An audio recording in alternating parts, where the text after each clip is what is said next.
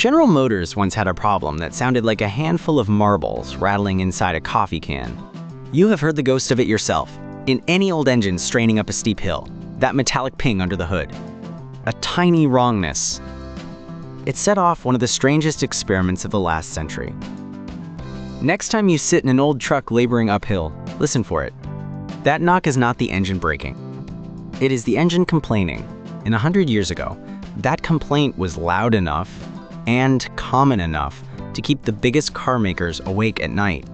Because a knocking engine was an engine that could not be pushed. Every ping capped how much power a machine could safely make. It limited the cars, it limited the profits, and it limited the future engineers wanted to build. So the search began for something, anything, that could quiet that rattle. And here is the curious part. The fix they eventually poured into the fuel would silence the knock beautifully and quietly change millions of human brains for the next 60 years.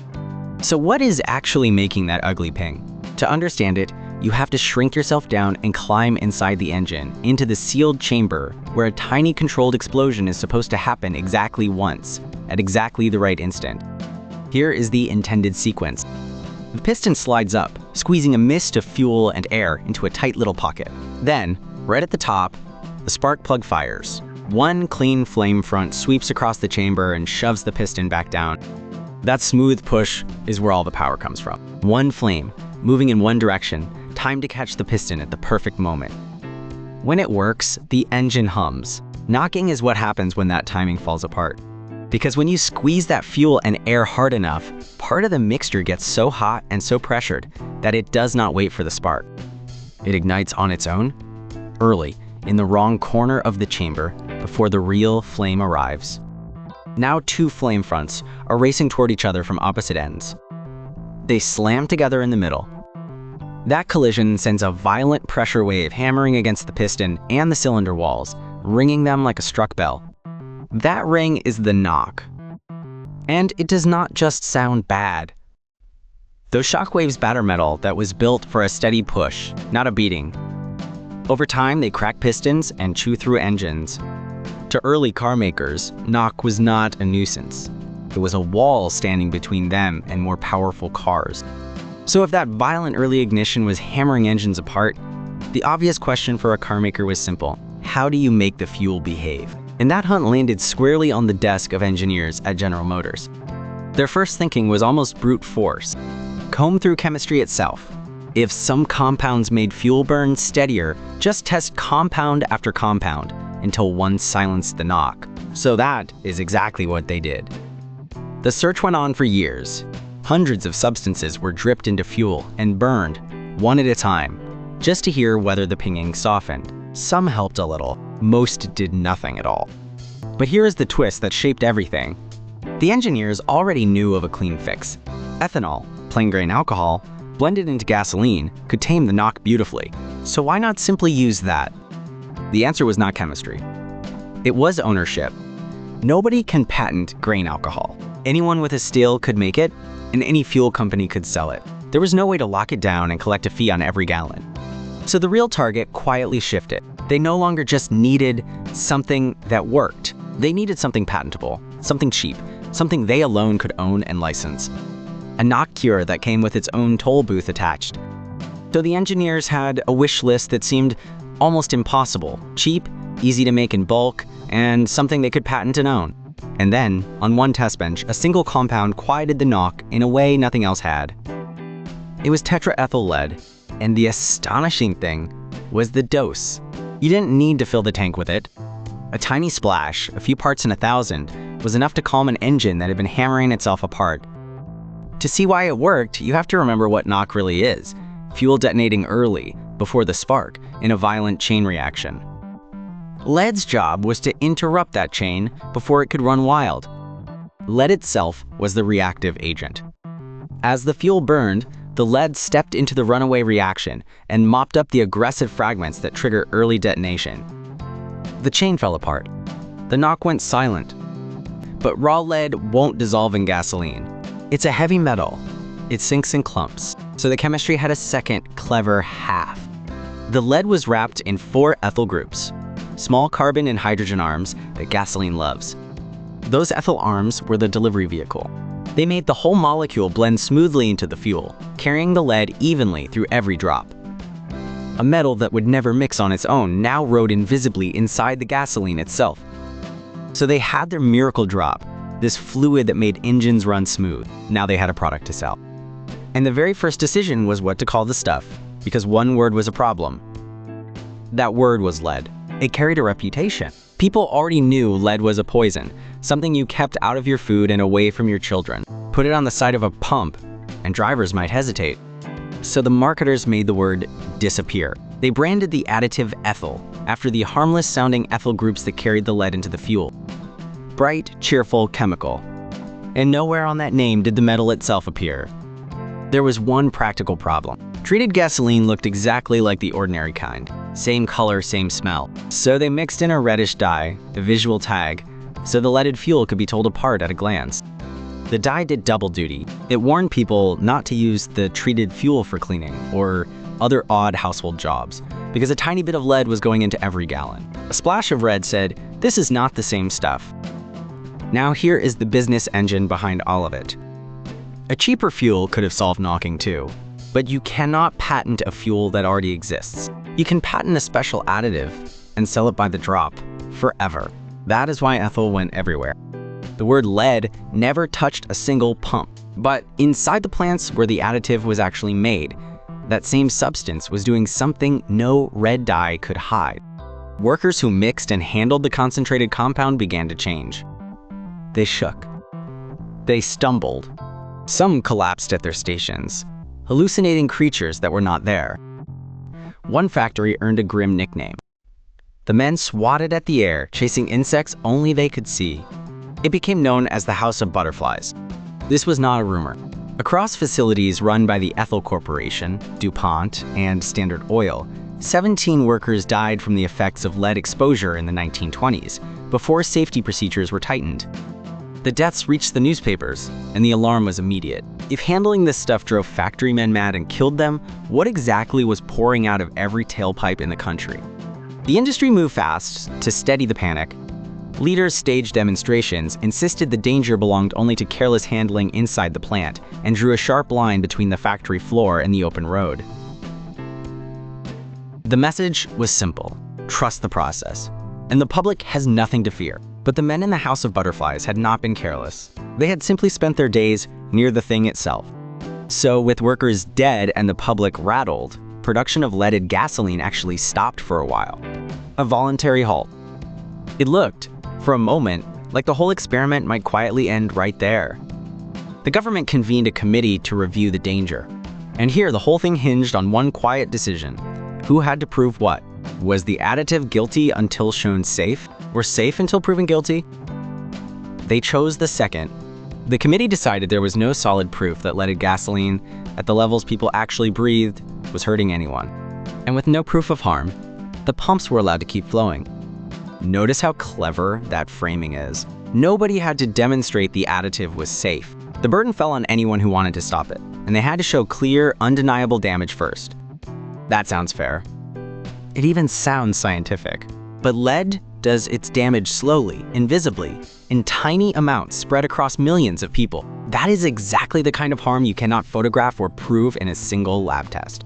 So a temporary halt became an official blessing, and that blessing didn't last a year or a decade. That single framing, safe until proven guilty, would hold the door open for more than half a century. So the pumps kept flowing, the burden of proof sitting on anyone who claimed harm. And every gallon that burned sent that reactive, let out the tailpipe, riding on the same exhaust as the water and the carbon dioxide. Here is the quiet trick of it. The lead did not stay in the sky. It is a heavy metal, and heavy things fall. It drifted down onto everything below, a slow gray dust with no smell and no color. It settled onto roadside soil. It sank into the dust of city streets and windowsills. It washed into rivers and coated the crops growing in fields near the highways. Nowhere obvious. Everywhere at once. And because it kept falling year after year, it kept building. Lead does not rot or fade the way a leaf does. Once it lands, it mostly stays put, adding to whatever landed the season before. From there, it took the shortest route into us. We breathed the dust, Children touched the ground and put their hands to their mouths. We ate the crops and drank the water. The metal simply followed the food. And once inside a body, it did not pass through. Lead tucks itself into bone and tissue and settles in, a little more with every year of an engine's age. A whole generation was quietly filling up with a metal no one could see. That slow buildup in the soil and the air didn't announce itself. It took someone measuring something else entirely to stumble onto it. And in the 1940s, a young geochemist named Claire Patterson was chasing a much older question. Patterson wanted to know how old the Earth actually was. Not a guess, not a range, a real number. And his tool was lead itself, because certain rocks slowly turn one element into lead over billions of years. Count the lead that is built up in an ancient rock, and you can count backward to the moment that rock was born. So Patterson needed to measure lead with almost impossible precision. Tiny amounts. Atoms, really. But every time he ran a sample, the numbers came back wrong. Too much lead, far too much, as if his rocks were soaked in it. He cleaned his instruments. The contamination came right back. So he hunted the source, and the answer unsettled him. The lead wasn't in his rocks. It was in his lab, on his tools, in the dust, on his own skin, floating in the very air of the room. It was everywhere. In tap water, in reagents, in the sweat on his fingertips. To measure the age of the planet, Patterson realized he first had to build a room cleaner than any that had ever existed. And he had to ask a darker question. Why was the whole world coated in lead? But if lead was fouling his measurements no matter where he looked, that raised a strange question. How much lead was supposed to be there in the first place? Claire Patterson, the geochemist, realized nobody actually knew. So he went looking for a clean ruler, something the modern world hadn't touched. And he found it frozen at the ends of the earth, in glacier ice that had been piling up, one snowfall at a time, for thousands of years. Here is why that ice mattered. Each layer was a sealed page from a single year. Drill down through it, and you're reading the atmosphere backward in time, one winter at a time, all the way into the ancient past. When Patterson measured the lead trapped in the deep, old layers, it was faint. A whisper. Then he read upward toward the surface, toward recent years, and the amount of lead climbed, and climbed, and then it shot up. That steep final rise wasn't gradual. It lined up almost exactly with one moment in history, the moment tetraethyl lead started pouring out of tailpipes. The ice had recorded the whole experiment without anyone asking it to. To be certain, he checked the ocean floor too, in layers of sediment settling year after year. Same story. The lead in the modern world sat far above any natural level. It hadn't always been there. We had put it there. So the lead was everywhere. In the air, the dust, the soil, and the smallest bodies breathing that air happened to be the ones with the most to lose. Because the child's brain is still under construction. In those early years, the brain is laying down its wiring at a furious pace. Billions of connections forming, tuning, locking into place. It is the most delicate assembly line in the human body, and it runs only once. Here is the cruel trick of the chemistry. To the body, lead looks a lot like calcium. And calcium is a key the brain uses constantly, so the barrier meant to guard a child's brain waves led through as if it belonged there. Once inside, the imposter jams the machinery. It elbows into the spots where calcium should sit, scrambling the signals between cells. The wiring still forms. It just forms a little wrong, in ways that do not undo themselves. The World Health Organization is blunt about what follows. Lead can permanently affect a child's brain development. It lowers the intelligence quotient.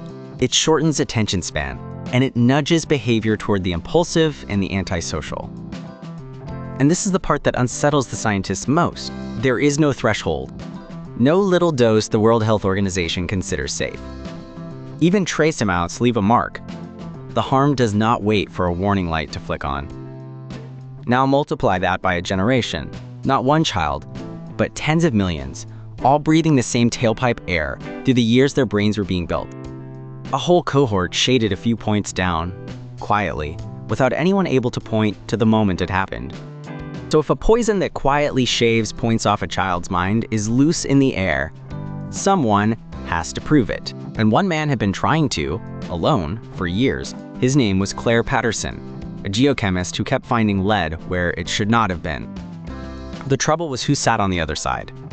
The lead was in the fuel of nearly every car on the road, sold by some of the largest companies alive. Patterson was not arguing with a rival scientist. He was arguing with an entire industry, and that industry did not stay quiet. By most accounts, Patterson found his research funding drying up, his contracts not renewed, industry-friendly experts brought in to muddy his numbers. The pressure was not to disprove him so much as to make him quietly go away.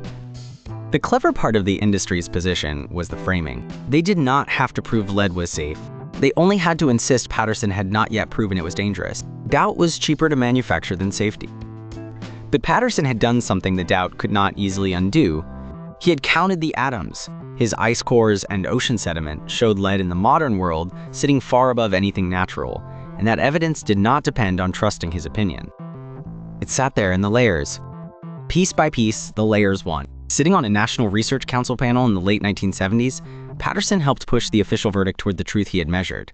The science had finally grown too heavy for regulators to keep waving away. Once the science stopped being deniable, the machinery of regulation finally caught up to it, and the ending, when it came, was almost quiet. On the first day of 1996, leaded gasoline for cars was banned outright in the United States. No fanfare. No dramatic last tanker rolling off into the sunset. Just a rule that took effect, and pumps that quietly stopped selling the stuff. The experiment that had run for the better part of a century was simply switched off. But here is what makes this ending different from most environmental fights. You could actually see the recovery, not in a model or a projection, in the blood of ordinary people, measured drop by drop. By the late 1990s, health surveys tracking Americans found something remarkable. The level of lead in people's blood had fallen by as much as 80%. 80 in just a handful of years.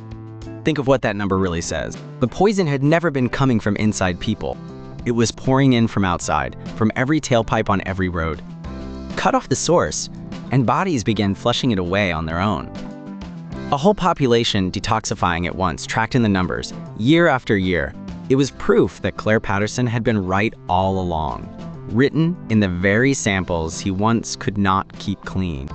That recovery played out inside one country, but the tailpipes never stopped everywhere at once. For decades after the ban in the United States, leaded fuel still flowed freely across much of the world, one filling station at a time.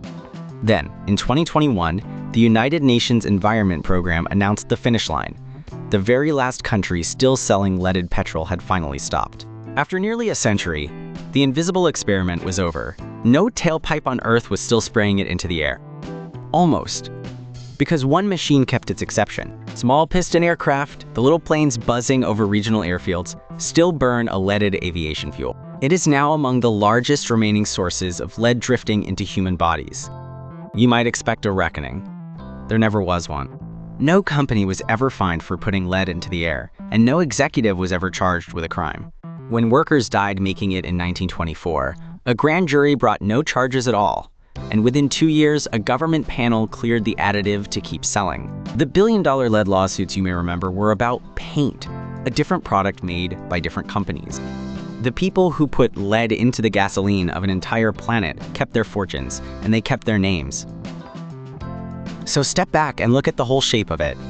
A tiny drop, added to silence and annoying rattle, spread through the air of an entire planet, settled into the bones of a generation, and ran for the better part of a century before it was finally switched off.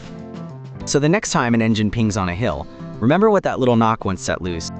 The curious part was never how the lead got in. It was how long an invisible thing could run before anyone thought to stop it. So tell me what you walk past and quietly wonder about. A price that never seems to make sense, an object, a rule nobody explains. Drop it in the comments and subscribe so the next answer finds you. Because there is always a reason why.